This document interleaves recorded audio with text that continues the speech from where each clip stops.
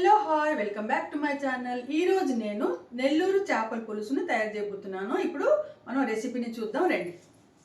ఇప్పుడు మనం శుభ్రంగా కడిగి పెట్టుకున్న చేపలకి మ్యారినేట్ చేసేసుకుందాము. ఇందులో ముందుగా కొద్దిగా పసుపు, కొంచెం కారపొడి, సరిపడా ఉప్పు వేసుకొని ఇప్పుడు ఇవంతా చక్కగా కలిపేసుకుందాము. మొత్తం చేపలకి పట్టేటట్టు అన్నీ కలిపేసుకొని ఒక హాఫ్ అన్ అవర్ కానీ 1 అవర్ కానీ పక్కన పెట్టుకుందాము. కలిపేసుకొని నేను ఇక్కడ లైవ్ కట్లా ఫిష్ తీసుకున్నాను 1 kg. ఇలా చక్కగా మనం కలిపేసుకొని మ్యారినేషన్ కోసం పక్కన పెట్టుకుందాము.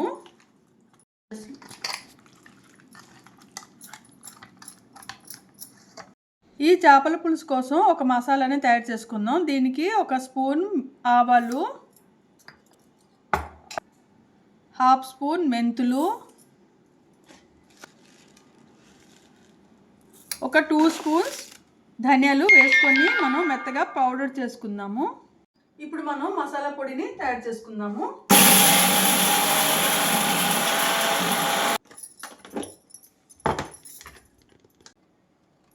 మసాలా పొడి రెడీ అయిపోయింది.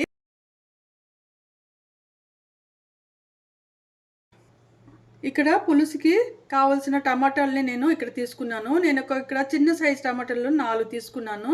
మనం ఇప్పుడు పేస్ట్ చేసుకుందాం.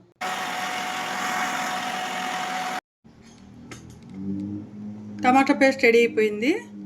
ఇప్పుడు పులుసుకి సరిపడా చింతపండుని నానబెట్టుకుందాము. ఇప్పుడు స్టవ్ ఆన్ చేసుకొని ఒక కడాయి పెట్టుకుందాము. ఇందులో సరిపడా ఆయిల్ వేసుకుందాము. పులుసు కూరలు కాబట్టి కొంచెం ఆయిల్ కొద్దిగా ఎక్కువే పడుతుంది, అప్పుడే బాగుంటుంది పులుసు. ఆయిల్ వేడెక్కాక అందులో మనం ఆవాలను వేసుకుందాము. అందులో చిన్నగా తరిగిన మనం ఉల్లిపాయలను వేసేసుకుందాము.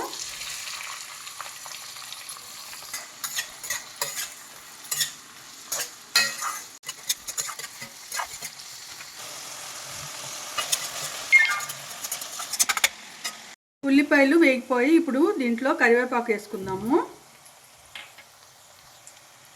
అల్లం వెల్లుల్లి పేస్ట్ వేసుకొని అల్లం వెల్లుల్లి పచ్చివాసన పోయేంత వరకు వేపుకుందాము.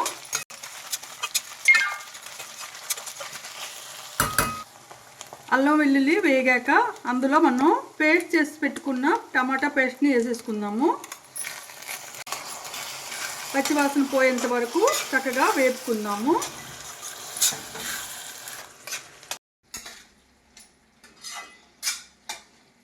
ఇప్పుడు పచ్చి మామిడికాయల సీజన్ కాబట్టి ఇలా చేసుకుంటూ ఉంటే అప్పుడు చాలా బాగుంటుంది. ఈ నెల్లూరు చేపల పులుసు చాలా బాగుంటుందండి. ఈ టమాటా పేస్ట్ వేగిపోయింది కదా, ఇప్పుడు దీంట్లో మనం కొంచెం పసుపుని వేసుకుందాం.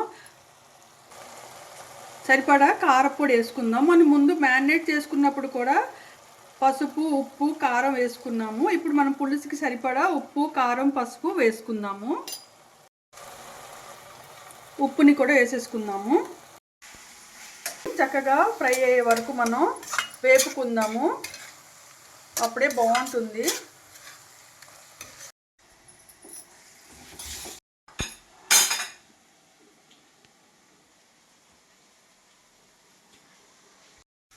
ఇప్పుడు మనం ఈ చింతపండు పులుసుని తీసుకొని పక్కకు పెట్టుకుందాము.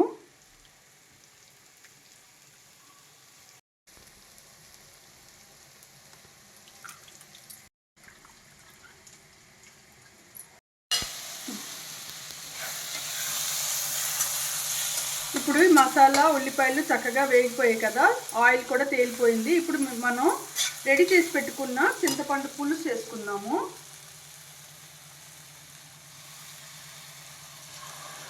చేపలకి సరిపడా పులుసుని వేసేసుకుందాము. పులుసు వేసుకున్నాక మనం కారం, ఉప్పు సరిపడా లేదో చూసుకొని మూత పెట్టి కాసేపు ఉడికించుకుందాము.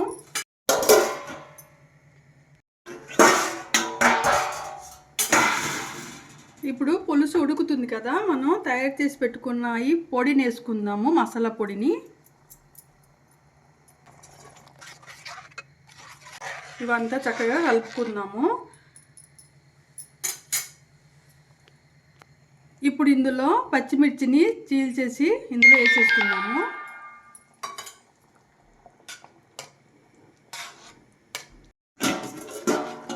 ఇప్పుడు పులుసు మరుగుతుంది కదా, ఇప్పుడు మనం రెడీ చేసి పెట్టుకున్న మ్యారినేట్ చేసి పెట్టుకున్న చేప ముక్కల్ని ఇలాగా వేసేద్దాము.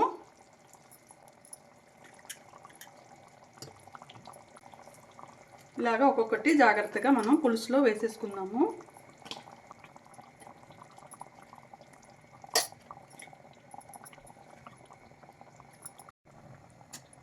ఇప్పుడు మూత పెట్టేసి కాసేపు చేపల్ని ఉడికించేద్దాం. ఇప్పుడు మనం నెల్లూరు పులుసులో మెయిన్ ఇంగ్రీడియంట్స్ వచ్చింది పచ్చి మామిడికాయ. ఇప్పుడు దీన్ని కట్ చేసుకుందాం. తొక్క తీయకుండా కట్ చేసుకుందాం పెద్ద ముక్కలు.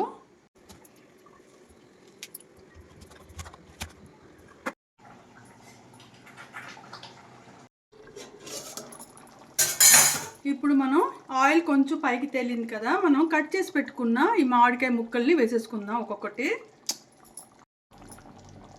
ఇలాగ ముక్కలు మనం వేసేసుకుందాము.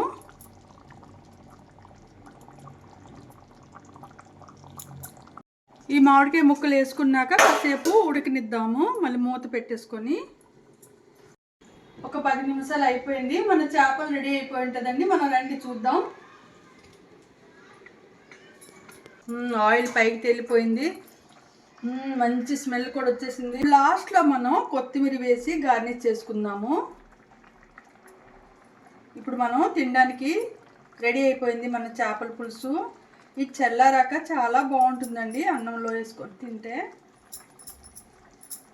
స్టవ్ ఆపేసుకొని మనం సర్వ్ చేసుకుందాము. మంచి గుమగుమలాడే చేపల పులుసు రెడీ అయిపోయిందండి. ఇప్పుడు మనం టేస్ట్ చేసేద్దాము. ఎలా ఉందో చూద్దామా. ఇప్పుడు మన నెల్లూరు చేపల పులుసుని నేను టేస్ట్ చేయబోతున్నాను. దానికంటే ముందు నా వీడియోస్ కనుక మీకు నచ్చినట్లయితే ప్లీజ్ లైక్ చేయండి, షేర్ చేయండి, ఇంకా సబ్స్క్రైబ్ చేసి సపోర్ట్ చేయండి ప్లీజ్. Thank you. సూపర్గా ఉందండి. మీరు కూడా ట్రై చేయండి.